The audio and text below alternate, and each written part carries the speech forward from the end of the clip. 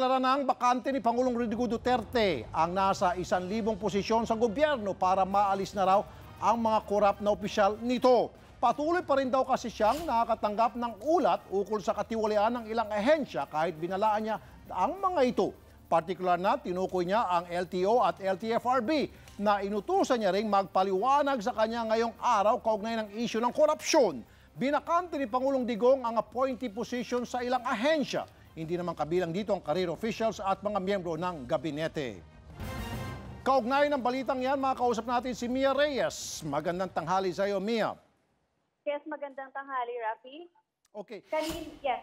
Ilan ba ang mga posisyon na mababakante dahil sa kautusan ito ni Pangulong Duterte? Actually, Rafi, sa press conference for media briefing ni President Duterte, sinabi niya more than 1,000 ang matatamaan dito sa Sibakan. Kanina, sa Malacanang press briefing, sinabi ni Presidential Spokesperson Ernie Abella na lahat ng presidential appointees na itinalaga ng dating administrasyon ang sakop ng Sibakan magaganap. Alinsunod na rin sa sinabi ni Pangulong Rodrigo Duterte na nabanggit nga niya sa Panangkan, Davao City. Yan ay dahil nga raw sa malawak pa rin na problema sa korupsyon.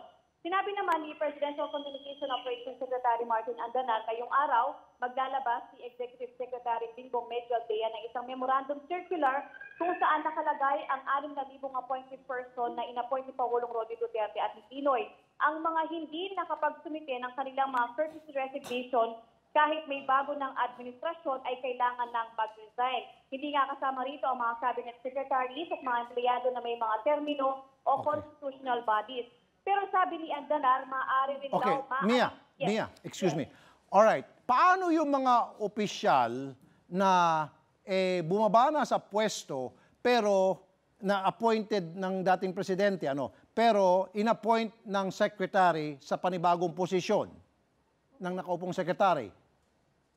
Gaya nga nung nabanggit ni Secretary Andanar, ang sinabi niya, yung mga na-appoint lang just recently ay i-re-review din daw ng Pangulo yan. Yan ay kung nababagalan daw ang Pangulo sa kanilang trabaho. Ang sabi kasi, hindi lang daw honesty ang pinag-uusapan dyan. Dapat daw, mabilis din daw gumalaw yung in-appoint kahit ng cabinet secretary or in-appoint ng cabinet secretary ng kasalukuyang administrasyon. Rafi. Okay.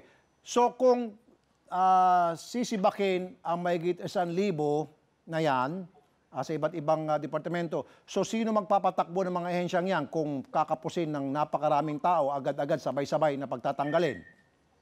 Lagi wala pang nabanggit si Pangulong Duterte kung sino ang mag-i-take charge din sa mga departments na yan. Natarong din natin kung hindi ba mapaparelisado yung mga apektado na ahensya sa pagtanggal sa mga posisyon.